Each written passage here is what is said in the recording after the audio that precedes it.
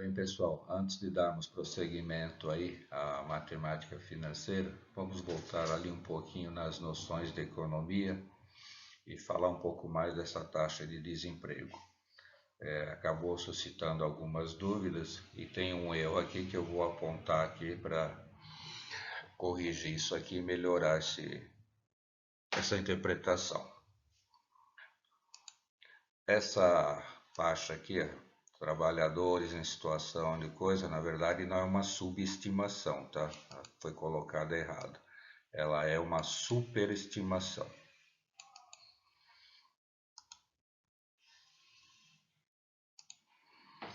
Vamos dar um exemplo aqui mais prático aqui da subestimação.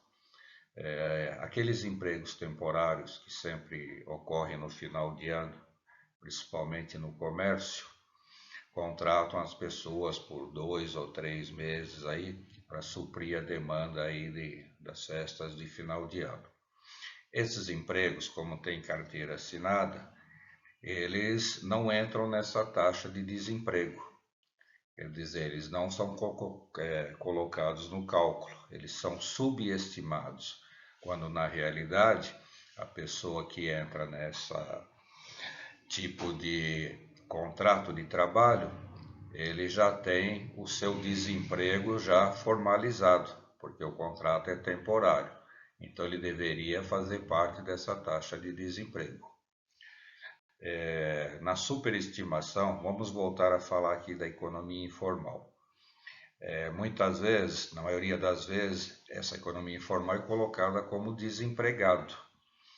Então há uma superestimação, quando na verdade não são desempregados. Essas pessoas aqui, elas optaram pela economia informal. É verdade que muitos estão aqui pela falta de opção, mas a maioria não. Trabalhadores autônomos, ambulantes, prestadores de serviços, eles vivem na economia informal e são bem empregados. Eles têm e tiram o sustento dessas atividades aí. Compram casas, carros, enchem as suas despensas, vão viajar, fazem férias com esse emprego que é a atividade que eles escolheram. Por isso acaba sendo superestimada quando na verdade não é. Beleza, gente? Acho que deu para explicar um pouquinho melhor aqui. Então vamos agora entrar na nossa matemática financeira. Beleza?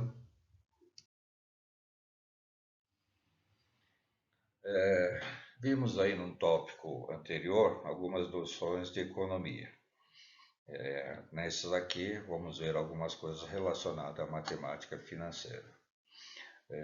Segundo Cavaleiro, a matemática financeira é o ramo da matemática que se aplica aos negócios. E eu vou mais além. Aos negócios não se refere só aos negócios empresariais, tá? Aos negócios familiares, aos negócios pessoais. Veja que controlar as finanças é um dos maiores desafios para o objetivo de se planejar a vida financeira, tanto de uma empresa como de um indivíduo. Portanto, o que trata isso? Que o seu controle é importante para a tomada de decisões, seja ela em qual situação você esteja. Suponha um financiamento, por exemplo. Se você fizer uma comparação entre um financiamento e outro, e mesmo que haja uma diferença, que seja de 1% entre relação de um e outro, parece até pouco, mas veja que isso aí, ao final do mês, pode cobrir as suas necessidades familiares e individuais. Baseando nessa proporção aí, mesmo que parece pequena, você pode ver que pode fazer uma diferença tremenda no seu futuro. Então, planejar é importante e a matemática financeira pode ajudar muito nisso.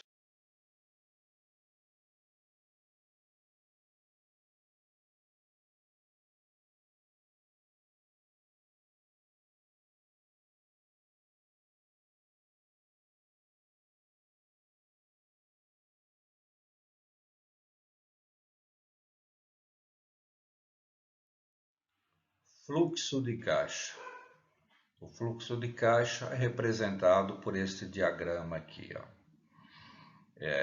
Ele representa as entradas, né, do caixa e as saídas. Em suma, ele representa o movimento do caixa. É representado por um eixo horizontal e é disposto por setas aqui na vertical, onde serão representadas e dispostas de acordo com o tempo. A parte de cima aqui representa o fluxo de dinheiro que entrou. A parte de baixo, o fluxo de dinheiro que está saindo do caixa. Aqui representa os seus débitos e aqui os seus créditos. Isso aqui ele faz com que a pessoa que vai analisar esse movimento tenha uma perspectiva melhor, porque ele consegue ver ao longo do tempo, de uma maneira mais ampla e até específica, em cada determinado tempo que essas setas representam, o que tem entrado e o que tem saído, e assim ele controlar melhor as suas finanças.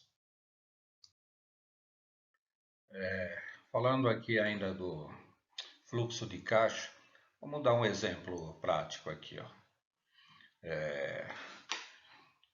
Aqui nós temos aqui, ó, que em uma operação qualquer, no momento zero, teve um pagamento de R$ 400. Veja aqui, ó, momento 0, momento 1, 2, 3, 4, 5. Como dissemos anteriormente, essa linha horizontal aqui vai marcar o tempo. Em cada setinha dessa, ou para cima ou para baixo, é decorrido um tempo aqui. Então ele diz que no momento 0 houve um pagamento. Então se ele pagou, aqui na parte de baixo, é um débito do caixa. No momento 3, houve outro pagamento aqui de R$ 200. Veja, 0, 1, 2, 3, outro pagamento de R$ 200. Contudo, houve uma entrada de 250 no momento 1. Nesse período, entrou dinheiro, então fica na parte de cima. No momento 2, entrou mais R$ 100. E no momento 4, aqui, entrou 350. E no momento 5 mais 100. Se a gente aqui deduzir, né, das receitas dos pagamentos, nós teremos o saldo aqui. Ó, 250 com 350 dá 600, 700, 800 menos 600, ainda ficou um saldo de 200. Agora aqui na situação de baixo, vamos supor que seja a parte contrária dessa. Quando esse aqui paga 400, esse recebe 400. Quando esse recebe 250, esse pagou 250. Quando esse recebeu 100, esse pagou 100. Quando esse aqui pagou 200, esse recebeu 200. Quando esse recebeu 350, esse pagou 350. E assim por diante. Você vê que esse ficou com um saldo de R$ 200, né? Positivo, e esse um saldo negativo de 200. Veja que a receita dele é inferior aos pagamentos que ele fez.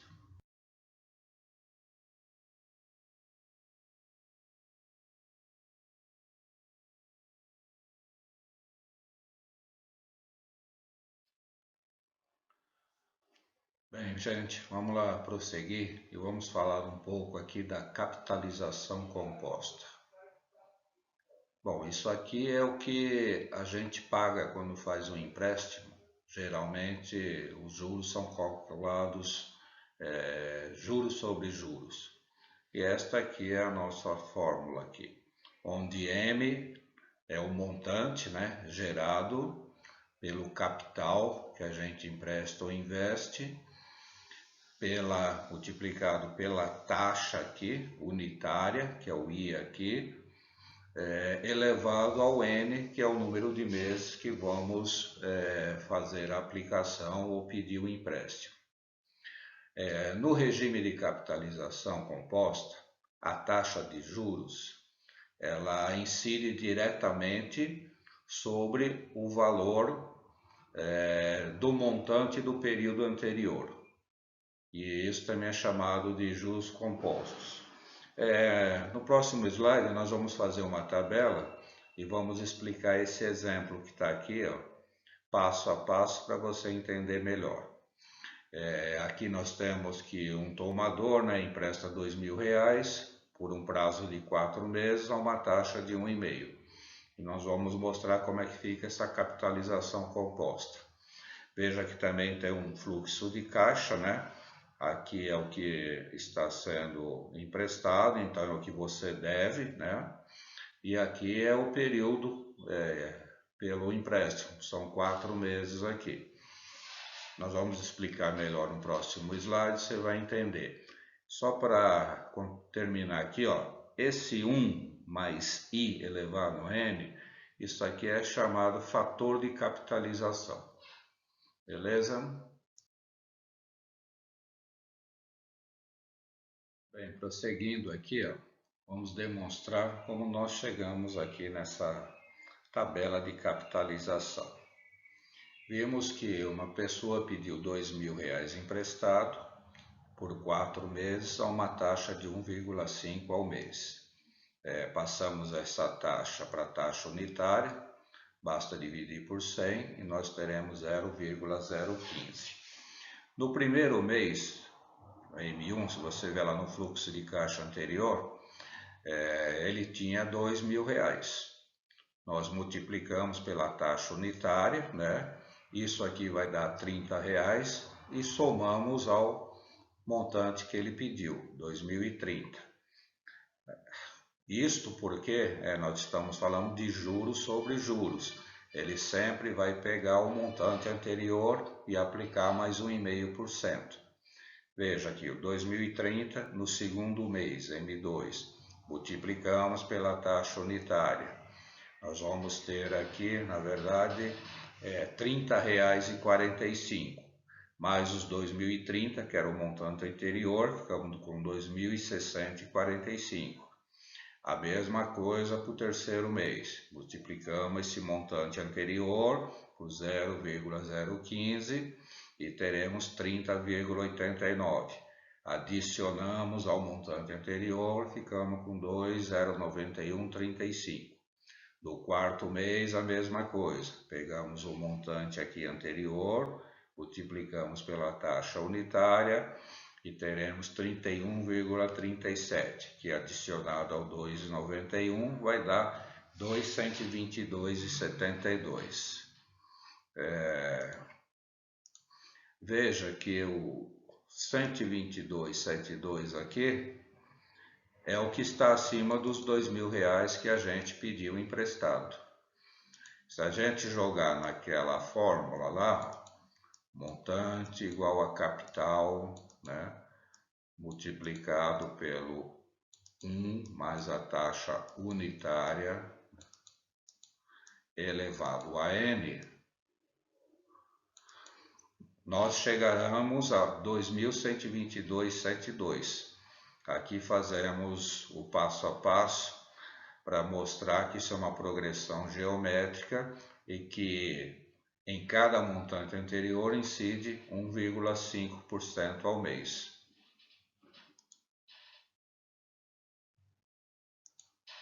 Veja aqui na nossa tabela que no primeiro mês temos R$2.000, que foi empréstimo pegado. No primeiro mês, aqui no M1, nós temos aqui os juros acrescidos nesses 2.000, foi para 2030. No segundo mês, pegamos 2030, lá, multiplicamos por 1,5, deu um juros de 30,45, somado ao montante anterior, dá 2,60. E assim até o quarto mês. Isso porque é juros compostos, né? E o que faz essa incidência é esse fator aqui de capitalização, como dissemos antes. Nós vamos mostrar no slide posterior a diferença de um juro simples para esses juros. Complementando aí o nosso problema, vamos demonstrar aqui a diferença entre os juros simples e os juros compostos que nós calculamos. A formulazinha do juros simples é essa aqui, ó. Juros igual a CIT sobre 100, o famoso CIT sobre 100 do ensino fundamental. Vamos ver como dá esse cálculo aqui, como se chegou a R$120.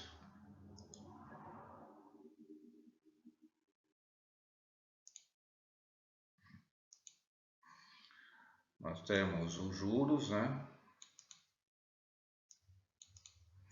Que é igual ao CIT sobre 100. O C, na verdade, é o capital, né?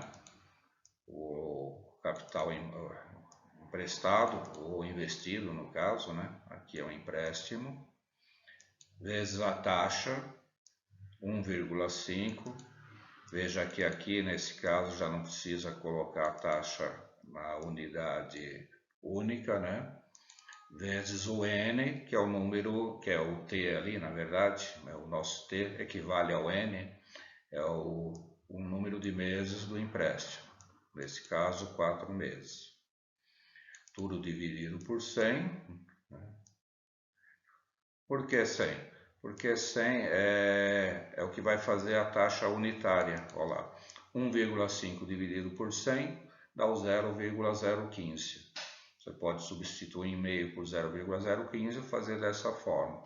Dessa forma fica mais fácil fazer a conta porque a gente simplifica. Veja, ó, 100 aqui, tiramos 2 zeros daqui. 20 vezes 1,5 dá 30. 30 vezes 4 dá os R$120 de juros. No juros simples, nós pagaríamos aqui pelo empréstimo 2.120. Veja que é menor que os juros aqui praticado no sistema de capitalização composta. Se nós somarmos aqui os juros, ó, nós teremos os 122,71 aqui, que é os juros do montante de R$2.000. Veja que nesse sistema aqui, a coisa é mais justa para quem empresta. Porque, na verdade, toda vez que é emprestado um valor, né, sempre vai ficar um restante. E esse restante tem que ser capitalizado também. Por isso, dessa informação. Esses juros simples são praticamente praticados por amigos ou alguma coisa assim, né? No mercado não existe mais isso. Bem, paramos por aqui. Falamos um pouquinho do fluxo de caixa, dos juros compostos, relembramos os juros simples e isso já te dá uma noção do que é a matemática financeira e como ela está presente no dia a dia nosso, em vários segmentos. Na próxima aula, ainda sobre matemática financeira, vamos falar um pouquinho da tabela Price, tão importante aí nos financiamentos imobiliários. Um abraço, até mais e não esqueçam de postar aí seus comentários. Valeu, gente!